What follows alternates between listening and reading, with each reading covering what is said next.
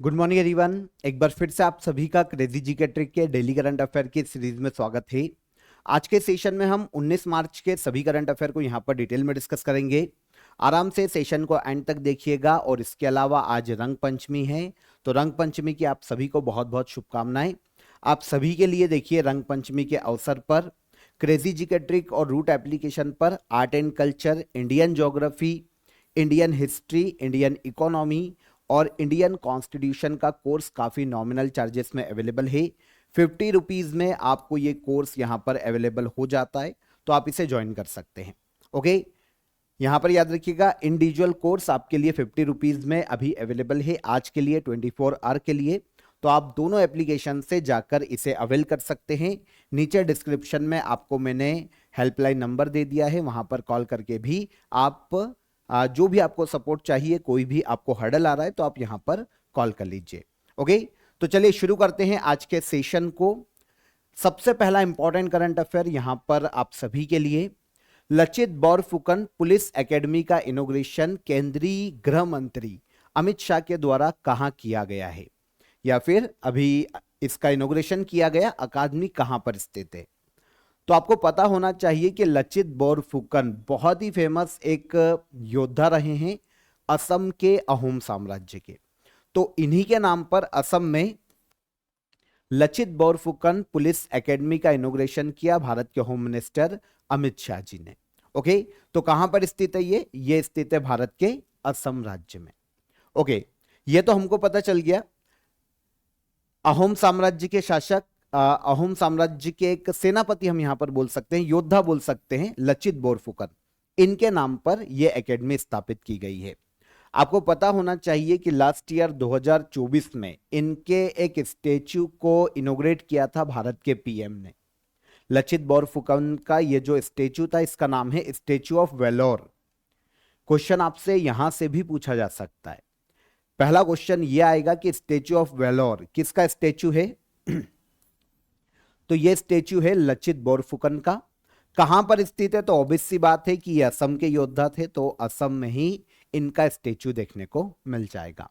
125 feet इस statue की ऊंचाई है। जो मेन प्रतिमा है वो 84 फीट की है, और जो बेस बनाया गया है वो 41 फीट का बनाया गया है। तो इस तरीके से 125 फीट की ये प्रतिमा है। इनॉग्रेट लास्ट ईयर ही की गई है 2024 में। स्टेच्यू ऑफ वेलोर को मूर्तिकार रामवी सुतार ने डिजाइन किया था, और 2024 में इसका इनॉग्रेशन किया गया। लचित बोरफुकन पूर्वोत्तर के शिवाजी कहलाते। पूर्वोत्तर के शिवाजी, इन्होंने अपने समय में मुगल साम्राज्य के विरुद्ध युद्ध किया था, है ना। तो 1671 में एक युद्ध हुआ था पूर्वोत्तर भारत में, सराई घाट का युद्ध। इसमें असम सेना का नेतृत्व किया था लचित बोरफुकन ने।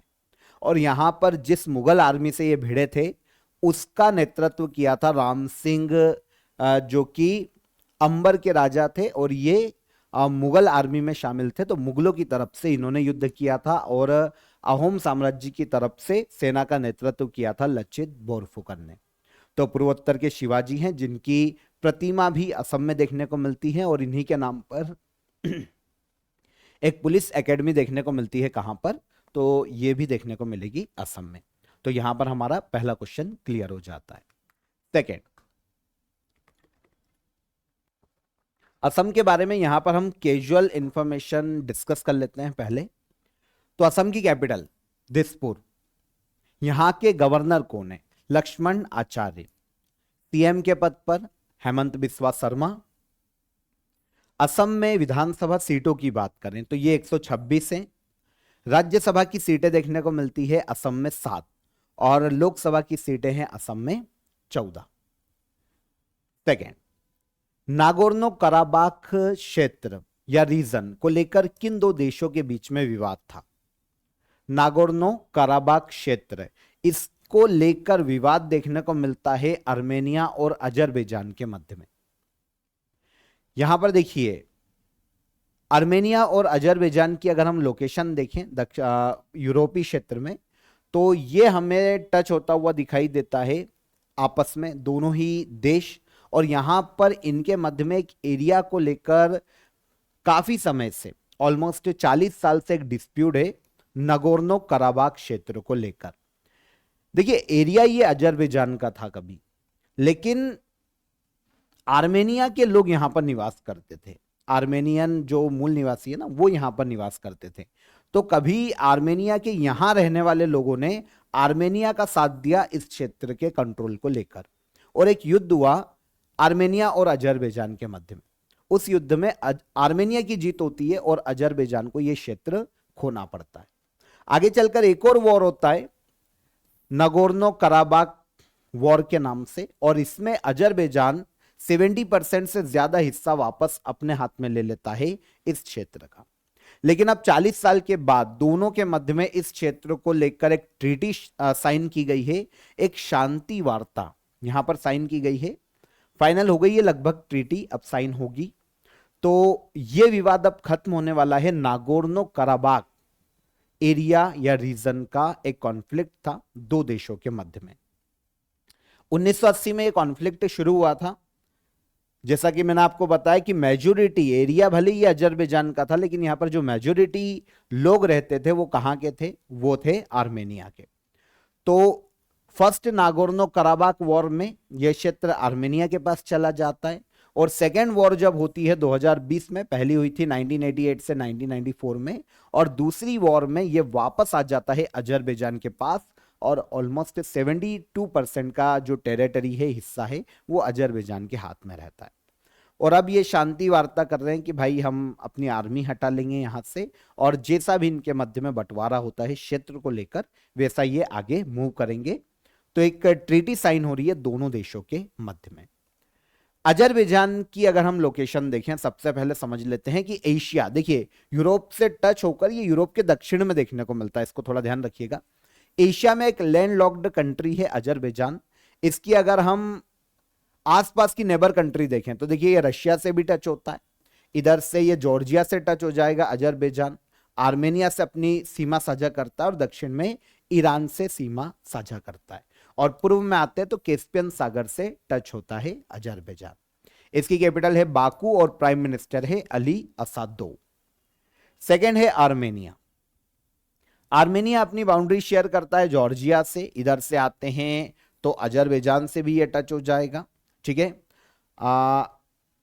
तुर्की से ये अपनी सीमा साझा करता है। यहां पर याद रखिएगा ये छोटा सा एरिया है ना, ये अजरबैजान का है, तो यहां से अजरबैजान तुर्की से भी अपनी सीमा बनाता है, इसको याद रखिएगा।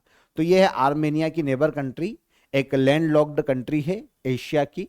कैपिटल है येरेवन और प्राइम मिनिस्टर है निकोल पशिनियन वर्तमान में। आगे बढ़ेंगे। देवेंद्र प्रधान जिनका हाल ही में निधन हुआ, किस क्षेत्र से संबंधित है? तो वर्तमान में हमारे केंद्रीय शिक्षा मंत्री है धर्मेंद्र प्रधान, उनके पिता हैं देवेंद्र प्रधान जिनका हाल ही में निधन हो गया। तो ऑब्वियस सी बात है पॉलिटिक्स से संबंधित ये हैं जिनका हाल ही में निधन हुआ है, देवेंद्र प्रधान। अटल बिहारी वाजपेयी की गवर्नमेंट में इन्होंने मंत्रालय संभाले हैं, यूनियन मिनिस्टर रहे हैं।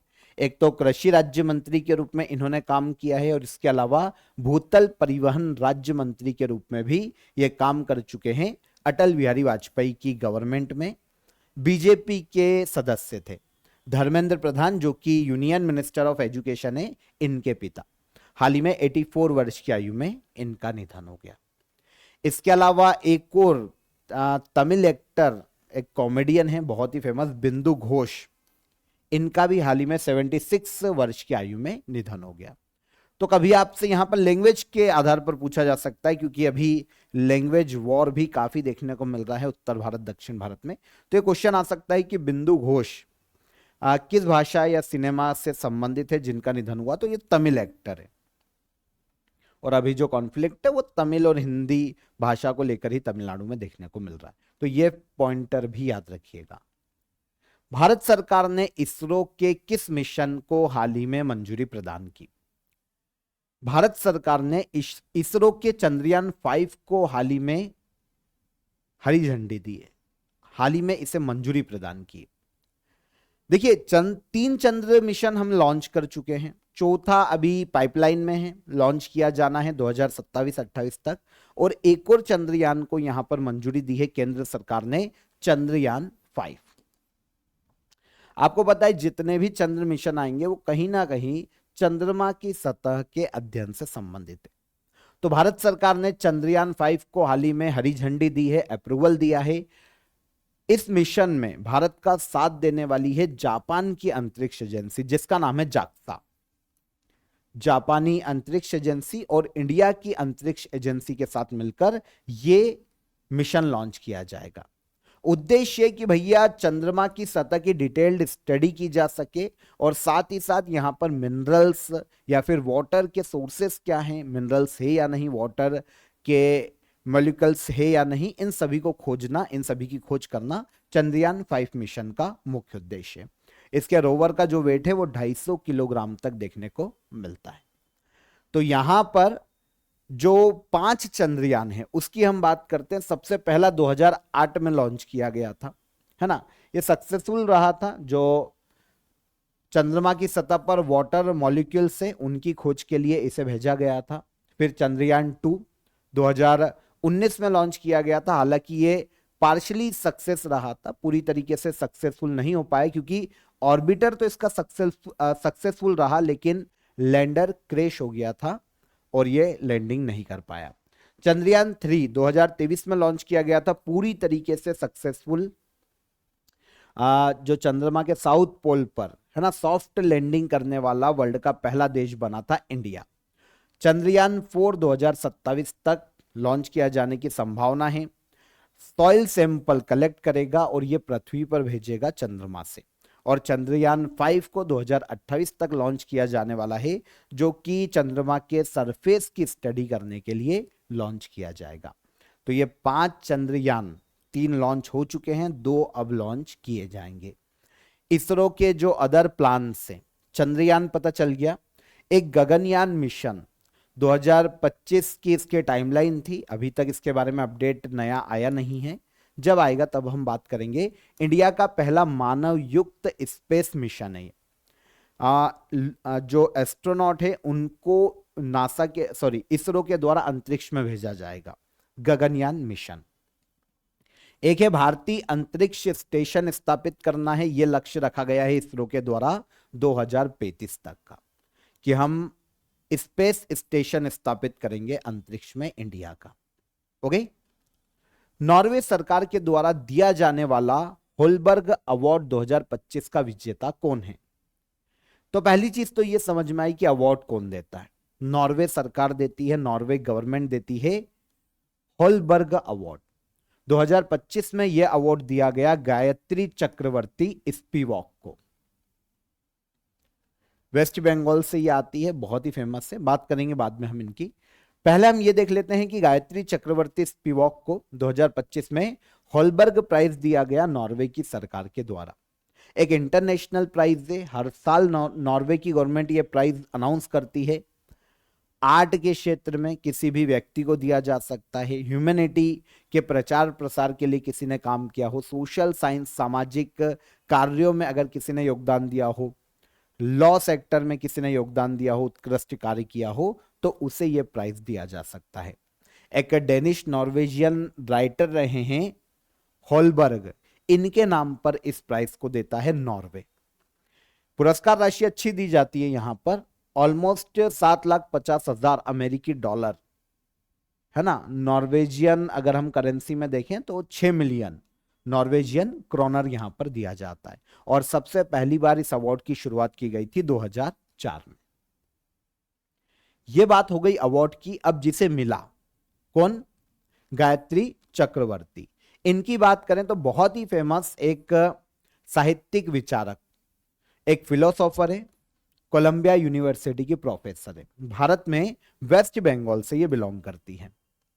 साहित्य के क्षेत्र में इनके योगदान के लिए गायत्री चक्रवर्ती को पद्म भूषण दिया जा चुका है 2013 में। अदर अवार्ड ठीक है, इसमें होलबर्ग अभी दिया गया तो आप इसको याद कर लीजिए, अन्यथा पद्म भूषण आपको याद रखना चाहिए। कब दिया गया? 2013 में। नॉर्वे एक यूरोपीय देश है, यहां पर आप मैप देखेंगे, रशिया, फिनलैंड और स्वीडन नॉर्वे से अपनी बाउंड्री शेयर करते हैं। ऑस्लो इसकी कैपिटल है। जोनास गहर स्टोर यहां के वर्तमान में पीएम के पद पर हैं और करेंसी नॉर्वेजियन क्रोनर। मराठा योद्धा छत्रपति शिवाजी महाराज का भारत में पहला मंदिर कहां बनाया गया? तो मराठा योद्धा है छत्रपति शिवाजी, भारत में इनका पहला मंदिर बना है महाराष्ट्र में, महाराष्ट्र के ठाणे में जो भिवंडी क्षेत्र है वहां पर यह मंदिर देखने को मिल जाएगा। आंसर हो जाएगा आंसर सी। तो इसका इनॉग्रेशन किया है महाराष्ट्र के सीएम देवेंद्र फडणवीस ने। महाराष्ट्र के भिवंडी मुंबई में आता है, यहां पर यह इनॉग्रेट किया गया। छत्रपति शिवाजी महाराज भोसले साम्राज्य या मराठा साम्राज्य है ना, बहुत ही फेमस साम्राज्य दक्षिण भारत का, महाराष्ट्र क्षेत्र का। छत्रपति शिवाजी महाराज का जन्म हुआ था 19 फरवरी 1630 में शिवनेर दुर्ग में। ये पुणे महाराष्ट्र में जन्मे थे। इनके पिता का नाम था शाहजी भोसले और माता का नाम था जीजाबाई।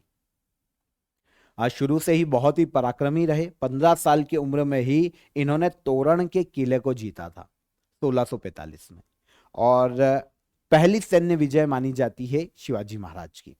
आगे चलकर 1659 में प्रतापगढ़ के युद्ध में इन्होंने आदिल शाही के सेनापति अफजल खां की हत्या की थी। आगे चलकर 1665 में मुगल साम्राज्य के शासक औरंगजेब से इनकी पुरंदर की संधि होती है।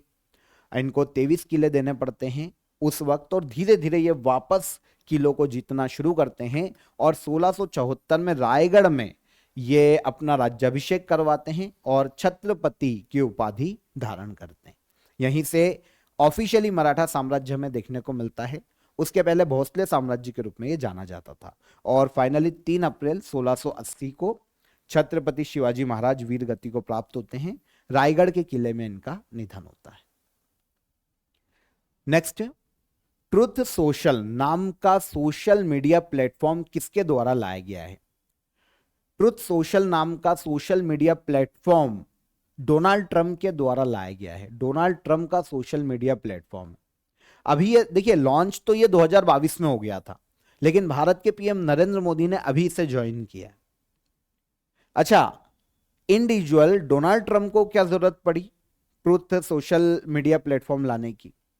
तो देखिए, जब डोनाल्ड ट्रंप 2021 में प्रेसिडेंट का इलेक्शन हारे थे जो बाइडेन के साथ, तब व्हाइट हाउस पर कुछ भीड़ ने अटैक किया था। तो उस भीड़ को भड़काने के आरोप में डोनाल्ड ट्रंप को जो अदर सोशल मीडिया प्लेटफॉर्म है उन्होंने बैन कर दिया था। तो बैन के बाद डोनाल्ड ट्रंप ने 2022 में अपना खुद का सोशल मीडिया प्लेटफॉर्म लॉन्च किया। इसका नाम है ट्रुथ सोशल, है ना।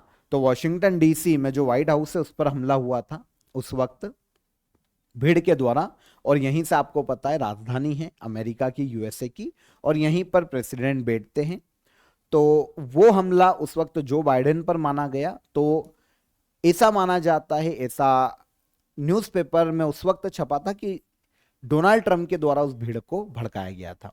तो उसके विरोध में सोशल मीडिया प्लेटफॉर्म ने डोनाल्ड ट्रंप को उस वक्त बैन किया और उन्होंने 2022 में ट्रुथ सोशल नाम का खुद का सोशल मीडिया प्लेटफॉर्म लॉन्च किया, जिसको अभी ज्वाइन किया भारत के पीएम ने। देखिए, डोनाल्ड ट्रंप यूएसए के एक तो 47वें प्रेसिडेंट वर्तमान में हैं, 45वें प्रेसिडेंट के रूप में भी यही काम कर चुके हैं। मतलब पहले ये दूसरा कार्यकाल है डोनाल्ड ट्रंप का।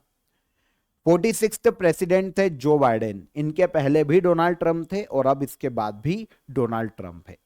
4 साल का कार्यकाल होता है यूएसए में प्रेसिडेंट का, तो ये दूसरा कार्यकाल है डोनाल्ड ट्रंप का, आखिरी कार्यकाल। इसके बाद ये नहीं बन पाएंगे क्योंकि अमेरिका में कोई प्रेसिडेंट 2 टर्म तक ही रह सकता है। ऑर्डिनेंस फैक्ट्री डे भारत में हर साल कब मनाया जाता है? तो ऑर्डिनेंस फैक्ट्री डे हर साल मनाया जाता है भारत में 18 मार्च को। आंसर हो जाएगा आंसर सी। देखिए, उद्देश्य क्या है, उद्देश्य समझेंगे तो डिफेंस सेक्टर में ऑर्डिनेंस फैक्ट्री बोर्ड होता है जो कि भारत की ऑर्डिनेंस फैक्ट्री को कंट्रोल करता है, गवर्न करता है। अब ऑर्डिनेंस फैक्ट्री क्या है? वो फैक्ट्री जो कि गवर्नमेंट के अंडर में रहती है और जहां पर युद्ध के लिए हथियार या आयुध का निर्माण किया जाता है, सेना के लिए टैंक बनाए जाते हैं, हथियार बनाए जाते हैं, तो वो सारी डिफेंस सेक्टर की ऑर्डिनेंस फैक्ट्री, और इसको गवर्न करने वाला है ऑर्डिनेंस फैक्ट्री बोर्ड। तो ऑर्डिनेंस फैक्ट्री बोर्ड की महत्वपूर्ण भूमिका के बारे में लोगों को अवेयर करना, अवेयरनेस फैलाना लोगों में, यह उद्देश्य ऑर्डिनेंस फैक्ट्री डे को मनाए जाने का 18 मार्च को मनाया जाता है। अब आपके दिमाग में आएगा कि भाई 18 मार्च की डेट को क्यों चुना गया? तो देखिए, भारत में सबसे पहली ऑर्डिनेंस फैक्ट्री 18 मार्च 1801 में स्थापित हुई थी कोलकाता के कोसीपुर में। कोसीपुर नाम की एक जगह है कोलकाता में। यह भारत की पहली ऑर्डिनेंस फैक्ट्री अंग्रेजों के शासनकाल में स्थापित हुई थी 18 मार्च 1801 में। तो इसी डे की याद में मनाया जाता है 18 मार्च को ऑर्डिनेंस फैक्ट्री डे। अगर हम इंडिया की बात करते हैं तो ऑर्डिनेंस फैक्ट्री को जो गवर्न करता है ऑर्डिनेंस फैक्ट्री बोर्ड, इसकी स्थापना 1979 में हुई थी, है ना। डिफेंस मिनिस्ट्री के अंतर्गत ये कार्य करता है भारत में, और डिफेंस प्रोडक्शन को मैनेज करता है क्योंकि गवर्न करने वाली बॉडी है। भारत में वर्तमान में हमें 41 ऑर्डिनेंस फैक्ट्री देखने को मिलती है जहां पर हथियार या आयुध का निर्माण इंडिया में किया जाता है। क्वेश्चन हमारा यहां पर ऑर्डिनेंस फैक्ट्री डे से है, तो ये कब मनाई जाती है? 18 मार्च। आगे बढ़ेंगे। नए पौधों की प्रजाति उनियाला कैरालेसिस कहां पाई गई है? तो उनियाला कैरालेसिस जो कि नए पौधे की प्रजाति है, इसे खोजा गया है अगस्त्यमला बायोस्फीयर रिजर्व, केरला में। वैसे उनियाला कैरालिसिस की खोज काफी पहले जो रिसर्चर्स थे उन्होंने कर दी थी। इन्होंने 27 साल पहले इसके सैंपल को कलेक्ट किया था और अब जाकर इसे प्लांट स्पीशीज घोषित किया गया, पौधे की प्रजाति घोषित किया गया है। ठीक है, फूल देने वाले पौधे हैं जिसको नाम दिया गया है उनियाला कैरालिसिस। खोजी कहां गई? तो इसे खोजा गया केरल के अगस्त्यमला बायोस्फीयर्स रिजर्व। अब अगस्त्यमला बायोस्फीयर्स रिजर्व की बात करें तो पहली चीज तो हमको यह समझ में आती है कि केरला में देखने को मिलेगा। यह वेस्टर्न घाट के सबसे साउथ में स्थित है और केरला और तमिलनाडु की बॉर्डर पर यह फैला हुआ दिखाई देता है। अधिकतर हिस्सा इसका केरला में है। 2001 में इस बायोस्फीयर्स रिजर्व को बनाया गया था। Agasthyamala biospheres reserve UNESCO world network of biospheres reserve की कैटेगरी में शामिल है। ये जो कैटेगरी है ना, ये नॉर्मली प्रोटेक्टेड एरिया की लिस्ट है यूनेस्को की। यूनेस्को प्रमोट करता है ऐसे क्षेत्रों को और फंडिंग करता है ऐसे क्षेत्रों को प्रोटेक्ट करने के लिए। तो पहली चीज कि अगस्त्यमला बायोस्फीयर्स रिजर्व केरला में 2001 में बना था। अब वेस्टर्न घाट पे देखने को मिलता है तो हम यहां पर वेस्टर्न घाट की बात करेंगे। वेस्टर्न घाट को सह्याद्री के नाम से जाना जाता है। 1600 किलोमीटर रेंज में यह फैला हुआ है ना, लंबाई में। और गुजरात, महाराष्ट्र, गोवा, कर्नाटका, केरला, तमिलनाडु, ये सभी राज्यों के रीजन में देखने को मिल जाता है। 2012 में वेस्टर्न घाट को यूनेस्को वर्ल्ड हेरिटेज का दर्जा दिया गया था, जिस पर अगस्त्यमला बायोस्फीयर्स रिजर्व देखने को मिलता है केरला में, जहां पर पौधे की प्रजाति को खोजा गया। लास्ट क्वेश्चन पर आते हैं। Ministry of environment, forest and climate change और हार्वर्ड यूनिवर्सिटी की दो संस्थाओं के सहयोग से India 2047 building a climate resilient future सम्मेलन का आयोजन कहां किया जाएगा? तो देखिए, यहां पर कौन कौन आयोजित करवा रहा है? पहली चीज तो ये, तो भारत में ministry of environment, forest and climate change और हार्वर्ड यूनिवर्सिटी की दो इंस्टीट्यूशन है, अलग अलग दो संस्थाएं, उनके सहयोग से आयोजित किया जा रहा है India 2047 building a climate resilient future. आयोजन किया जा रहा है इसका कहां पर? अगर क्वेश्चन ऐसा आता है तो आयोजन ऑब्वियस सी बात है भारत की राजधानी नई दिल्ली में किया जा रहा है।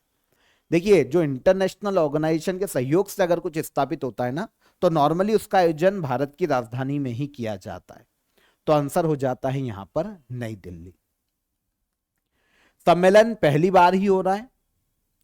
अब यहां पर उद्देश्य क्या है आयोजन किए जाने का? नाम पता चल गया, India 2047 building a climate resilient future. जो क्लाइमेट रेसिलिएंट है ना, उसके प्रति लोगों को अवेयर करना, उस पर चर्चा करना और देशों को कैसे क्लाइमेट चेंज के प्रति अनुकूल बनाया जा सकता है, कैसे इसके प्रति अवेयर किया जा सकता है, कैसे हमारी एग्रीकल्चर सेक्टर को, हमारी हेल्थ को या फिर इन्वायरमेंट को कैसे हम प्रोटेक्ट कर सकते हैं, और बढ़ते ग्लोबल वार्मिंग के आधार पर कैसे ये हमारे अनुकूल हम बना सकते हैं, या फिर बढ़ते हुए ग्लोबल वार्मिंग को कैसे हम रोक सकते हैं। यह उद्देश्य है इस कॉन्फ्रेंस को आयोजित किए जाने का। पहली बार आयोजित हो रही है कहां पर? इंडिया में, नई दिल्ली। इंडिया की क्लाइमेट रेसिलियंस को लेकर फ्यूचर स्ट्रेटेजी को तैयार करना स्पेशली, और लोगों को या वर्ल्ड का भी इसकी ओर ध्यान केंद्रित करना कि भैया जलवायु परिवर्तन के प्रभाव से कैसे निपटा जा सकता है, हमारी एग्रीकल्चर, हेल्थ, एनवायरमेंट को कैसे हम इसके अनुकूल बना सकते हैं, है ना, हमारी जो प्रतिरोधक क्षमता है उसको हम कैसे विकसित कर सकते हैं। इन सभी मुद्दों पर यह कॉन्फ्रेंस है, आयोजन नई दिल्ली में। तो यहां पर 19 मार्च के हमारे सभी करंट अफेयर क्लियर हो जाते हैं। अब हम चलते हैं लास्ट डे के करंट अफेयर के रिवीजन पर। क्वेश्चन आंसर फॉर्म में हम रिवीजन कर लेते हैं, डिटेल में आपको कल पढ़ा चुका था सारी। आइए देखते हैं। हॉकी इंडिया अवार्ड्स 2024 में गोलकीपर ऑफ द ईयर का अवार्ड किसे दिया गया? किसे दिया गया भाई ये अवार्ड? सविता पुनिया को। पद्म भूषण विजेता रमाकांत रथ, जिनका हाल ही में निधन हुआ, किस सेक्टर से संबंधित थे? तो ये संबंधित थे साहित्य। किस मिशन के द्वारा नासा वैज्ञानिक सुनीता विलियम्स और बुच विल्मोर को वापस पृथ्वी पर लाया जाएगा इंटरनेशनल स्पेस स्टेशन से? तो यह था crew 10 mission. Kabaddi world cup 2025 की मेजबानी कौन सा देश कर रहा है? इंग्लैंड। विमेंस प्रीमियर लीग 2025 का खिताब किस टीम ने जीता? किसने जीता है? Mumbai Indian. National conference on economics of competition law के 10th एडिशन का आयोजन किसके द्वारा किया गया? तो भारतीय प्रतिस्पर्धा आयोग, कंपटीशन कमीशन ऑफ इंडिया। नोरोज किस धर्म का नव वर्ष है? तो यह पारसी धर्म का न्यू ईयर है। किसे केंद्रीय खेल मंत्री मनसुख मांडविया के द्वारा फिट इंडिया आइकॉन बनाया गया? तो यह है फिल्म एक्टर आयुष्मान खुराना। अट्टुकल पोंगल त्योहार कहां मनाया जाता है? तो यह मनाया जाता है केरला में। और लास्ट क्वेश्चन था कि भाई हाल ही में रक्षा मंत्रालय ने अश्विनी रडार के लिए 2906 करोड़ का समझौता किसके साथ किया? तो यह समझौता किसके साथ हुआ? BEL के साथ में। ओके, तो ये सारे करंट अफेयर कल के थे। अब क्वेश्चन ऑफ द डे का answer. National soybean research institute कहां स्थित है? तो यह देखने को मिलेगा इंदौर में, राष्ट्रीय सोयाबीन अनुसंधान संस्थान। भारत में इसरो की स्थापना किस वर्ष की गई? तो यह 15 अगस्त 1969 में की गई। और नामदफा नेशनल पार्क कहां स्थित है? तो यह स्थित है अरुणाचल प्रदेश राज्य में। ये तीनों क्वेश्चन के हमारे आंसर हो गए। अब आज के question of the day. Bharat की पहली महिला राज्यपाल कौन थी? जैन धर्म के 23वें तीर्थकर कौन है? और अंतरराष्ट्रीय न्यायालय का हेडक्वार्टर कहां है? तो ये तीनों क्वेश्चन के आंसर आप कमेंट में कीजिएगा। सेशन कैसा लगा ये भी बताइए। पसंद आया हो तो लाइक और शेयर कर दीजिएगा, और चैनल पर पहली बार आए हो तो चैनल को सब्सक्राइब कर लो। कल फिर मुलाकात करेंगे नेक्स्ट डे के करंट अफेयर में। तब तक अपना ख्याल रखिए। जय हिंद, जय भारत।